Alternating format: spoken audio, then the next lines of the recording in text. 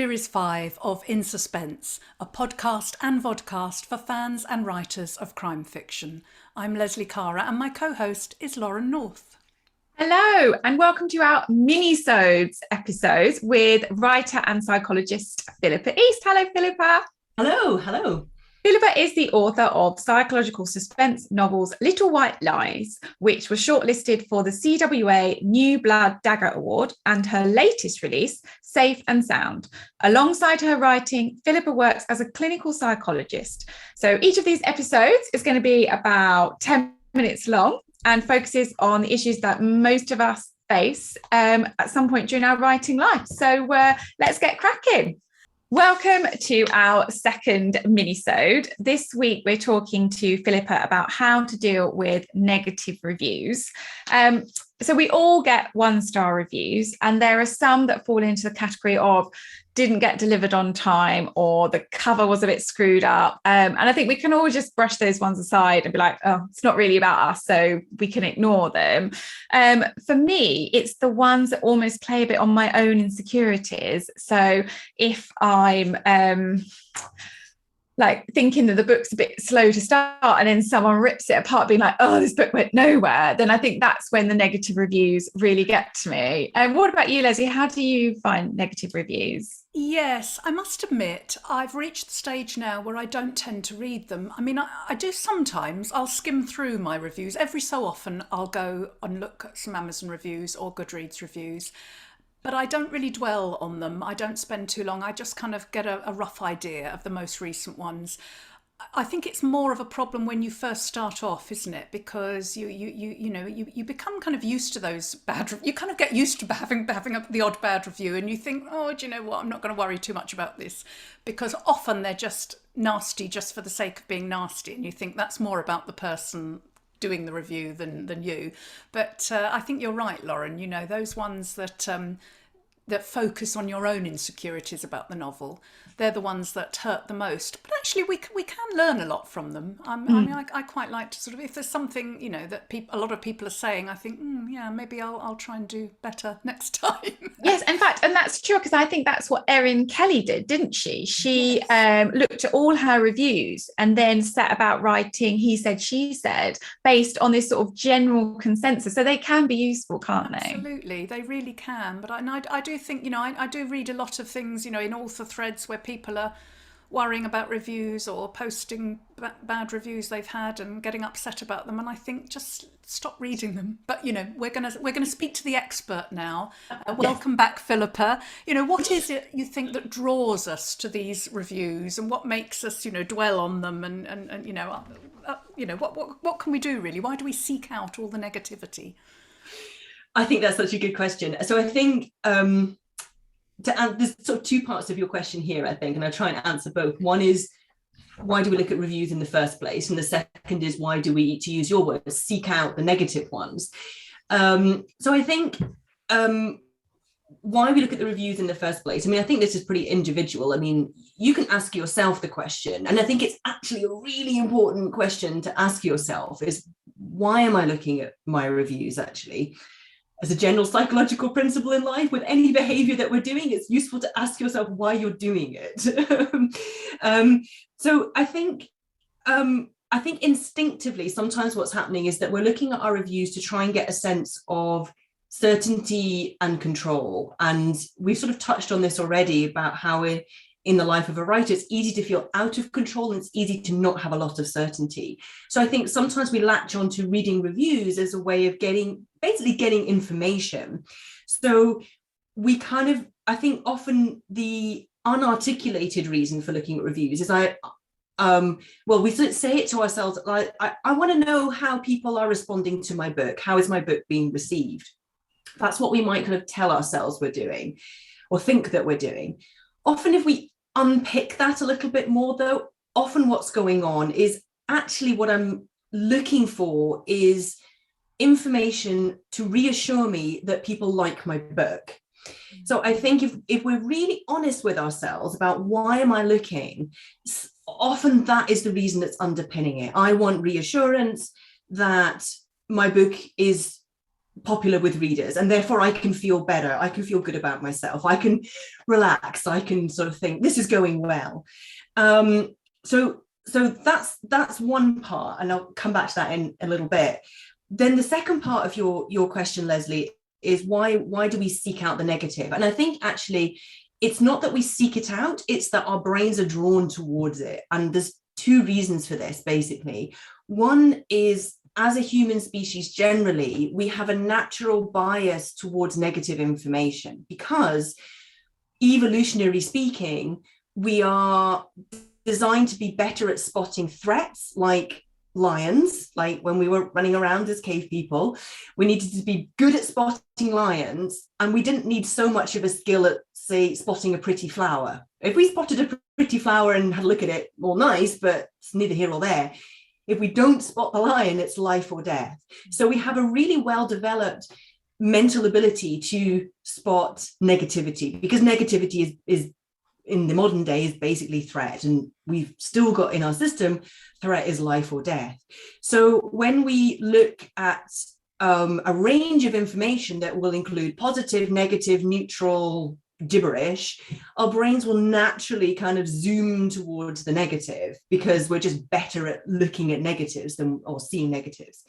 The other real bias that we have in our brains is our brains will magnetize towards information that already fits with how we're thinking and feeling. So if I'm already feeling a bit wobbly about my book and thinking, I think it might be a bit crap, actually. Well, let me go and check on Amazon and see if that's true.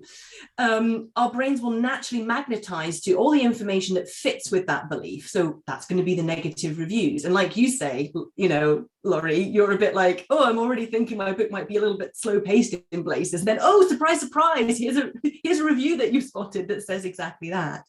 And the opposite is true as well. Our brains will literally repel information. We'll be much worse at taking information in that is not congruent with what we already think or feel. So even when there's positive information there, our brain will kind of skim over it or not focus on it so much, or we'll end up dismissing it or telling ourselves somehow that they probably didn't really mean that, they're just being nice or something. So we've got these really two powerful biases in our brains that make it very difficult to come away from a scroll through Amazon or Goodreads with the positive information at the forefront of our minds. So it's not so much seeking out negative, it's basically just being ambushed by it, because that's how our brains work. And it is really important to know that when you're going into, if you're going to go into the process of reading your reviews. That's so interesting. And I think I'm a bit like Leslie as well now, in that I don't really generally check my reviews, but you can't avoid all of them. I had a review in the Sun newspaper for Safe at Home, which was very exciting for me. It was my first national paper, but it wasn't that good. But obviously I saw it because I had to go and like grab that copy just to be in the Sun. I was more pleased to be in it with a bad review than not be in it with a good review, but I couldn't avoid it. So what tips can you give us to cope with negative reviews when we do see them? I would challenge your statement that we can't avoid them, because actually you didn't have to go and read that review in the Sun. I mean, just for sake of argument, I'm quite extreme in the whole avoidance of review thing. I'm probably much more extreme than most people, but I took the stance right at the beginning because I heard so many other authors that were ahead of me saying, I don't read reviews. It's not a good idea. And I was like, I'm just going to take their word for it because they know, they've learned. And I just took the view, I'm not going to read any reviews. So my editor would sometimes send me through like, oh, we got this brilliant review in whatever magazine. And I just wouldn't read it. I would just email my editor back and say, that's brilliant. I'm really chuffed. That's great news. And I wouldn't read it because there'd probably be something in there that was negative. And I knew that, okay, that's the one that's going to jump out. Or even if I wrote a really great review, my negatively biased brain would probably still go, yeah, but you won't be able to do it with the next book, will you? So I think we can avoid all reviews if we want, actually. I mean, nobody's shot me for not reading my reviews. And I think it's a good question to ask ourselves, why do we feel we need to read them? Do we feel obliged just because somebody wrote them? We can still be really grateful for a review without having to unpick it, because are people writing reviews for us the author, or are they writing them for readers? And actually, I think they're writing them for readers. So that's a pretty extreme statement. I'm not saying that everyone needs to agree with it, but I do think it's worth saying we always have a choice about whether we read a review or not. We really do. And you need to think for yourself, is it helpful to me to read this review or is it not? So I think, again, the really useful question is to ask yourself, why am I reading the review? And if, again, it's like, because I want this to make me feel good about myself, then ask yourself, well, when I go and read those reviews, does it do that? You can even, like I sometimes say to people, like, take a rating of your mood on a day when you haven't read your reviews for 3 or 4 days, how you're generally feeling about your writing and your book, and then go and read your reviews and then rate your mood immediately after. Is it better or is it worse? Mm-hmm. And actually, again, if what you're wanting from reading your reviews is reassurance to feel better, and what you're getting out of reading your reviews is you come away thinking, oh crap, there's all these things wrong with my writing. Again, you need to think about, if the behavior you're doing is giving you an outcome that isn't what you are aiming for with that behavior, it's not sensible to continue that behavior. Mm-hmm. I mean, I think that there's ways that we can buffer ourselves a little bit against, negative reviews. Like you say, we can learn to say, people have different opinions, and sometimes people are just being mean for the sake of being mean, and sometimes people are just idiots, and sometimes the thing that someone won't like is something that someone else really likes, so it's all subjective. But then I would say, well, if you're going to dismiss the validity of these negative reviews, why are you reading them anyway? If you're going to say this person's opinion doesn't matter and this person doesn't know what they're talking about and it's just an opinion anyway. Yeah. And I think most people who get numb to their reviews have just had to go through a load of pain to get there. And is it worth it? I don't know. Do you think it's do you think then it is best to, in your opinion, to avoid reviews? Do you because that's the sort of conclusion I've come to, just not read them. Do you think there's a real benefit to complete? I mean, you've more or less just said that, but are there any positives, do you think, to reading negative reviews? Can we glean anything from them?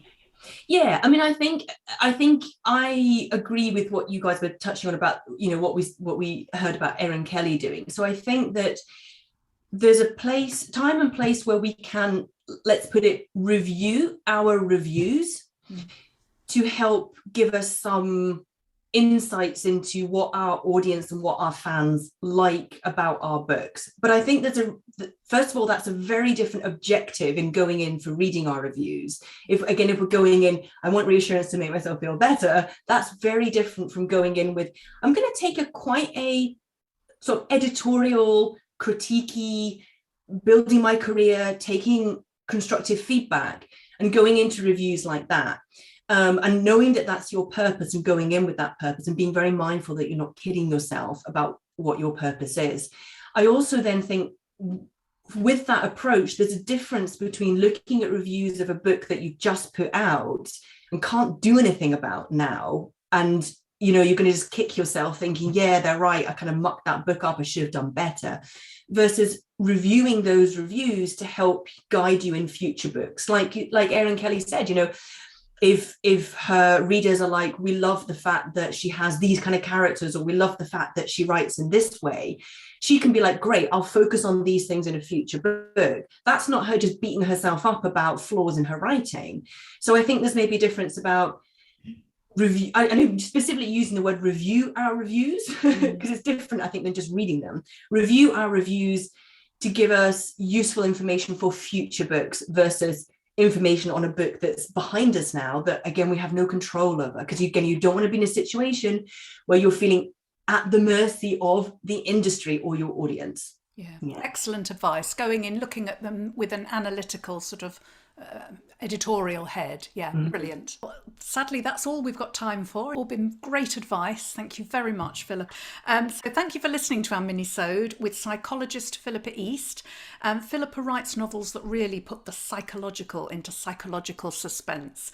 And you can find a link to both of her novels, Little White Lies and Safe and Sound, in the description. Do check them out because they're absolutely fabulous books. And thank you so much, Philippa, for giving us your time today. You're welcome. Thank you so much. And if you haven't listened to already, then do look at Philippa's full In Suspense interview, which is on author wellbeing, which is series 4, episode 3. So that's it from us. It's goodbye from Philippa. Goodbye. And it's goodbye from me. It's goodbye from them.